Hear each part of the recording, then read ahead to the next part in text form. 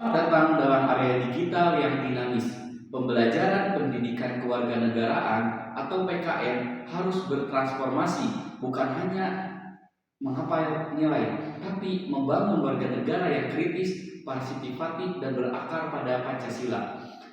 Penelitian ini berpijak pada 4 pilar teoritis utama yang saling menguatkan. Pertama adalah literasi digital kritis, pedagogi konsultatif dan evokasional, model kompetensi kewarganegaraan ICCS, serta kewarganegaraan berbasis Pancasila. Bersama keempatnya membangun fondasi holistik untuk pembelajaran PKN yang partisipatif, efektif, dan berbasis ekspresi diri mahasiswa.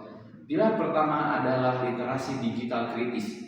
Literasi digital kritis ini bukan sekedar bisa dipakai di gadget atau media sosial, tapi kemampuan mempertanyakan siapa yang berkuasa, bagaimana narasi dibangun, dan ideologi apa yang tersirat di balik konten digital. Mahasiswa didorong bukan hanya mengonsumsi, tapi menganalisasi, mengevaluasi, dan menciptakan narasi kewarganegaraan yang bertanggung jawab di ruang maya. Pilar kedua adalah pedagogi konsultatif dan evokasional. Pedagogi konsultatif dan evokasional di sini mahasiswa bukan hanya wadah kosong yang diisi guru, melainkan subjek aktif. Mereka membangun pemahaman dari pengalaman hidup, berdialog kritis, dan mengekspresikan nilai kewarganegaraan lewat seni, tulisan, atau aksi nyata. Seperti kata Paulo Freire, pendidikan harus membebaskan, bukan mendiamkan. Pilar ketiga adalah kompetensi kewarganegaraan ICCS. Model ICCS standar internasional dari IEA. Kompetensi kewarganegaraan terdiri atas 3 dimensi utuh. Pertama adalah pengetahuan tentang undang-undang, HAM, Pancasila. Kedua adalah keterampilan berpikir kritis, berdiskusi, dan kolaborasi. Ketiga adalah di posisi seperti empati, tanggung jawab, toleransi, dan ketiganya juga harus berkembang secara seimbang. Pilar keempat adalah kewarganegaraan berbasis Pancasila. Kewarganegaraan berbasis Pancasila, setiap aksi bahkan di dunia digital harus berbakar pada jati diri Indonesia. Menjunjung konstitusi, Bhinneka Tunggal Ika, dan semangat gotong royong.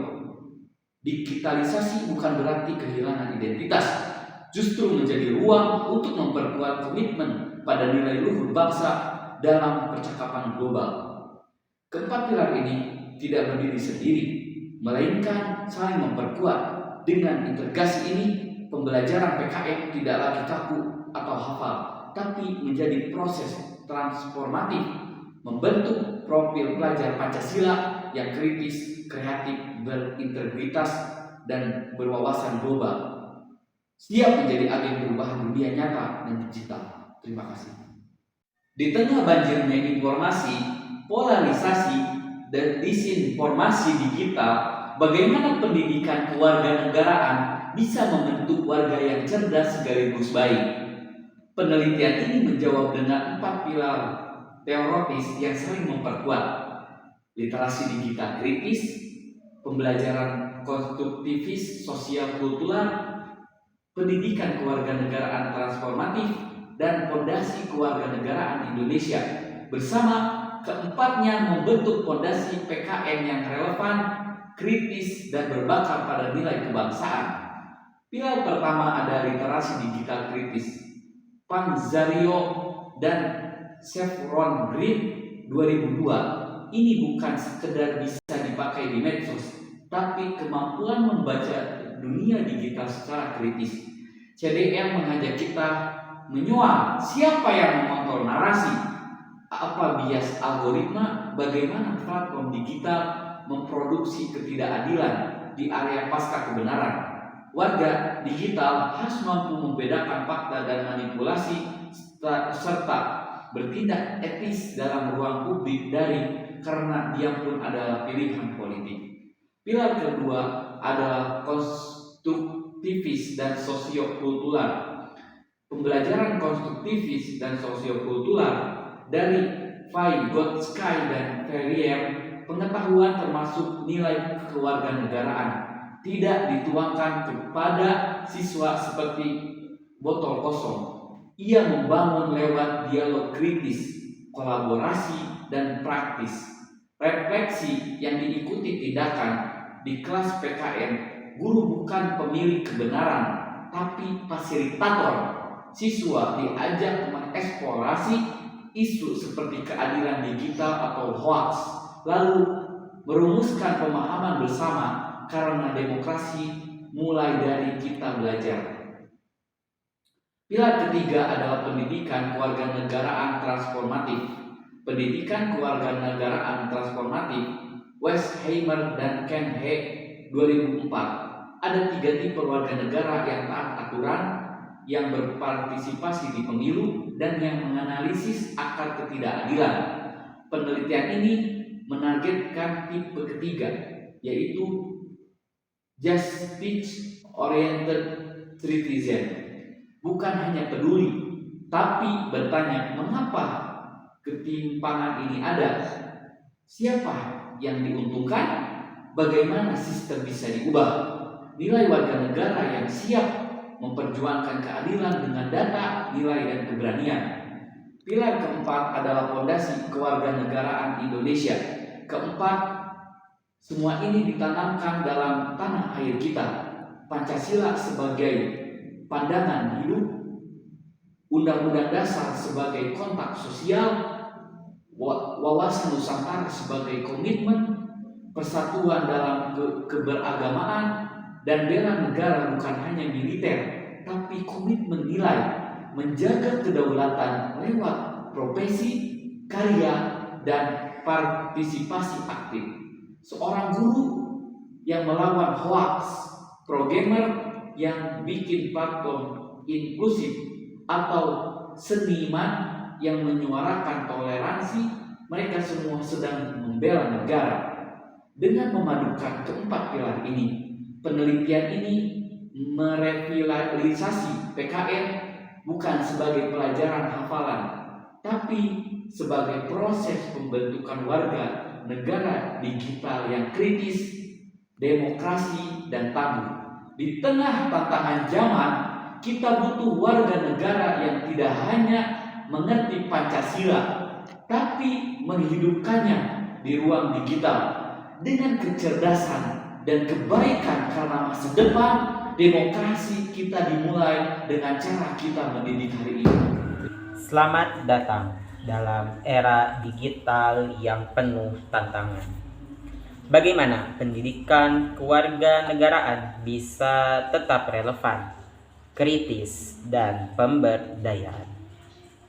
Penelitian ini menjawabnya dengan mengintegrasikan 3 kerangka teoritis yang saling memperkaya.